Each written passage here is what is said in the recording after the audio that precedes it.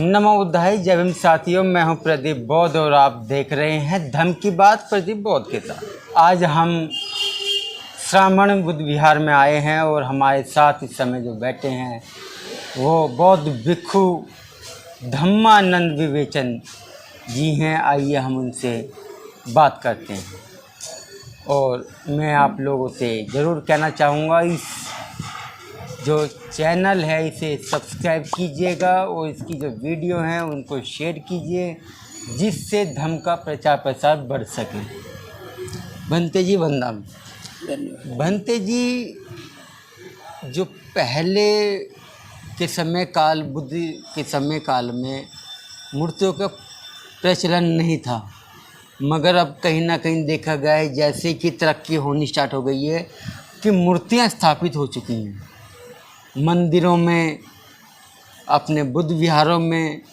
इन जो मूर्तियां हैं इनका उद्देश्य क्या है और ये क्या कहती हैं मूर्तियां, इसके बारे में धम्म अनुयायियों को थोड़ा बताएं। ठीक है। देखिए प्रदीप जी, बात तो दरअसल में यह है कि मूर्तियां जितनी भी जहाँ कहीं मूर्तियां बनी हैं वे सब कल्पना पर आधारित है। जब से कैमरा आ गया तो कैमरे में तस्वीर से मूर्तियां बनाई गई, लेकिन इससे पहले जब कैमरा नहीं था तो जो भी हमारी कल्पना के आधार पर हमने मूर्तियां तैयार किया।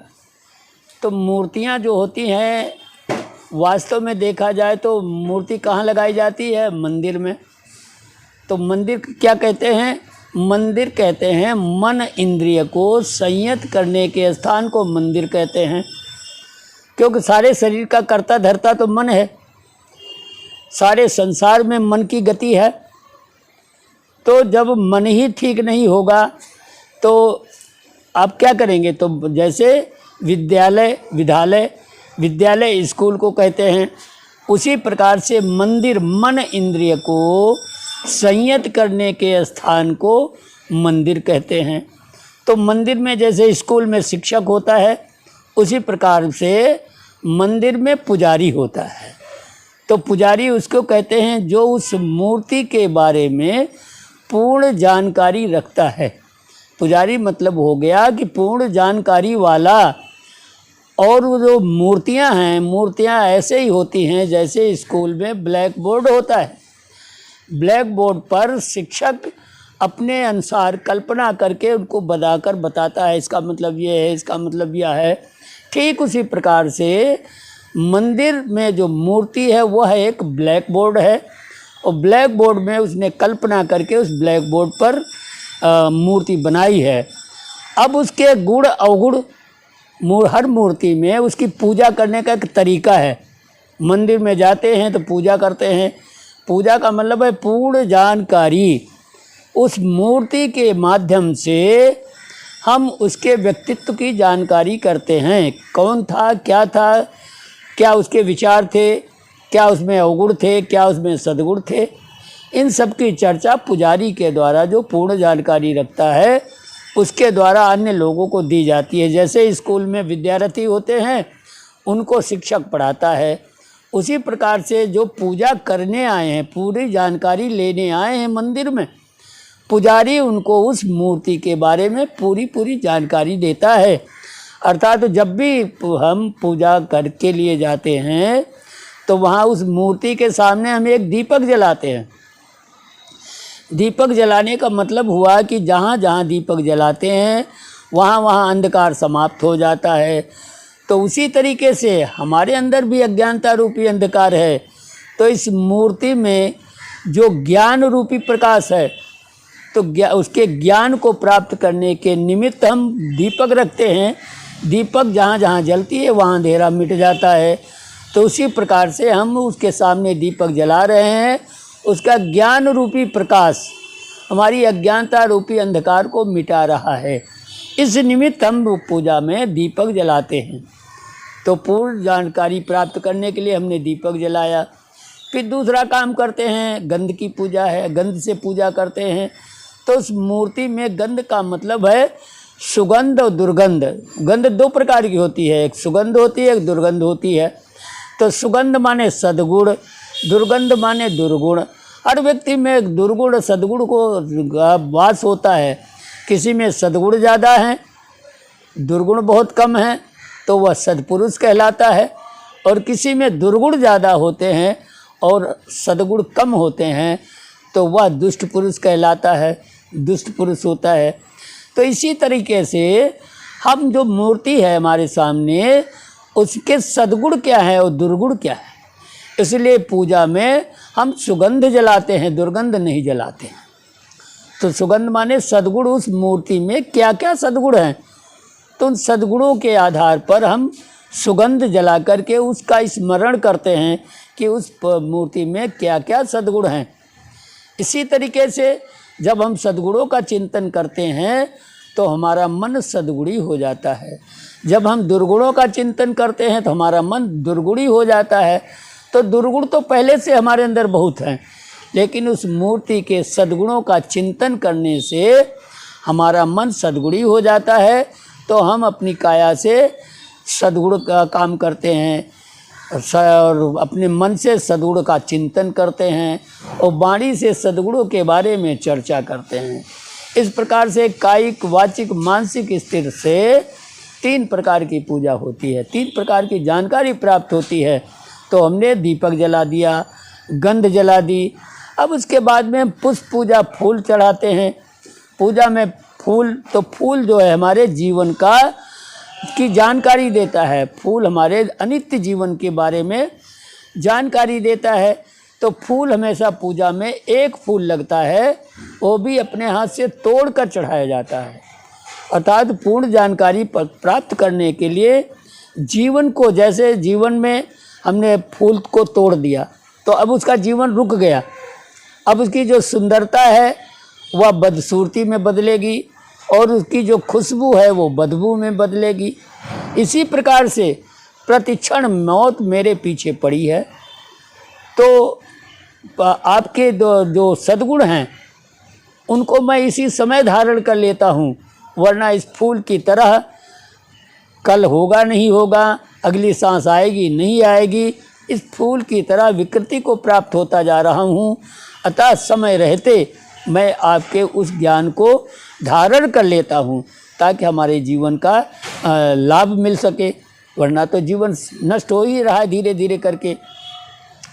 इस तरीके से हमने आपको दीपक जलाया और फिर उसके बाद गंध जलाई और उसके बाद फूल चढ़ाया, फूल से पूजा जब पूरी जानकारी लिया।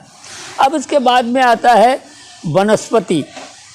हम पूजा में वनस्पति रखते हैं, तो वनस्पति में कहीं कहीं आम का पत्ता रखते हैं, कहीं 5 पेड़ों का पत्ते रखते हैं, और जैसे बौद्ध लोग जो हैं वो बोधि पत्र, पीपल का पत्ता रखते हैं। तो वनस्पति के बिना प्राणी नहीं है, इसलिए प्राणवान होने के लिए वनस्पति चाहिए। वनस्पति हमको ऑक्सीजन देती है और कार्बन डाइऑक्साइड जो हम छोड़ते हैं उसको ले लेती है और बदले में वह हमको जीवन देती है। तो इसलिए वनस्पति पूजा में लगाते हैं, तो वनस्पति से पूरी जानकारी प्राप्त होती है। उसके बाद में हम पानी लगाते हैं, पूजा में पानी प्रयोग करते हैं। तो पानी का स्वभाव शीतल है और शुद्ध, पूजा में पानी शुद्ध लगता है और पानी का स्वभाव शीतल होता है। तो कोई भी पूजा, कोई भी पूरी जानकारी आपकी तभी सफल होगी जब आपका मन परिशुद्ध होगा, मन आपका पानी की तरह शांत होगा, शीतल होगा और शुद्ध होगा। कभी कोई कुछ कह रहा है, आपका मन इधर उधर घूम रहा है, तो आप उसकी बात सुन नहीं पाएंगे, उसको आप धारण नहीं कर पाएंगे। इसीलिए मंदिर में जाने के लिए बहुत एकाग्र चित्त होने की ज़रूरत पड़ती है। शोरगुल रहित स्थान को मंदिर बनाया जाता है और मंदिर का दरवाज़ा बहुत छोटा होता है ताकि बाहर का शोरगुल मंदिर के अंदर न जा सके। और एकाग्र चित्त होने के लिए मंदिर में उसका शंकुआकार मंदिर होता है, उसमें एक घंटी लगी होती है। वो पूजा करने वाला उस घंटी को बजाता है, उसकी गूंज से अपने चित्त को एकाग्र करता है। वो पूजा पद्धति का एक अलग लक्षण है। जैसे क्लास में मास्टर आ जाए तो एकाग्र चित्त होकर के उसकी बात को सुनना पड़ता है। इसी तरीके से पूजा करते समय वह जो घंटी की आवाज़ होती है ठीक उसकी गूंज में खो जाना चाहिए, जो कुछ कहा जा रहा है उसको ठीक से सुना जाना चाहिए। उसके बाद में आता है आपका पानी भी हो गया, पत्ती भी हो गया, फूल भी हो गया, गंध भी हो गई और दीपक भी हो गया। अब उसके बाद में रह जाता है तो पानी भी हो गया। तब ये आपकी पूजा के लिए आपके पास 5 इंद्रियां हैं, छठा इंद्री मन है। तो पूजा में 5 प्रकार के फल प्रयोग होते हैं। तो पूरी जानकारी प्राप्त करने के लिए, जैसे फल सब वनस्पति के प्राकृतिक होते हैं, लेकिन उन फलों का स्वाद अलग अलग होता है, रंग अलग अलग होता है। इसी प्रकार हमारी हर इंद्रिय का गुण स्वभाव अलग अलग है, लेकिन संचालन किसके द्वारा है? एक मन के द्वारा है। जैसे संसार में जो भी कुछ है वह प्रकृति प्रदत्त, प्रकृति के द्वारा ही बनाया गया संसार है। उसी प्रकार से शरीर का सारा संचालन मन के द्वारा होता है। तो मन को ठीक करने के लिए, मन को संयत करने के लिए हम मंदिर का प्रयोग करते हैं। मंदिरों में जाते हैं और वहाँ मूर्ति के माध्यम से पुजारी द्वारा उस सत्य को जानने का प्रयास करते हैं। और वह जो हमें बताता है तो उसने अपनी कल्पना करके किसी महापुरुष की, जो कभी पैदा हुए होंगे, उसकी मूर्ति बनाई गई कल्पना करके, और उसी के आधार पर उसके गुणों को, गुण और अवगुणों को समाहित किया गया है। इसलिए उस मूर्ति के माध्यम से, जैसे अध्यापक हमें ब्लैक बोर्ड पर समझाता है अच्छाई बुराई के बारे में, उसी तरीके से मंदिर में पुजारी हमको पूरी जानकारी देता है उस ब्लैक बोर्ड रूपी मूर्ति के माध्यम से। तो आज हमने आपको मंदिर के बारे में और मंदिर में लगी हुई मूर्तियों के बारे में बताया। तो मूर्तियां केवल कल्पना पर आधारित हैं। जैसे स्कूल में ब्लैक बोर्ड बनाया जाता है, उस पर जो मर्जी आए शक्ल बनाओ, जो चाहो लिखो।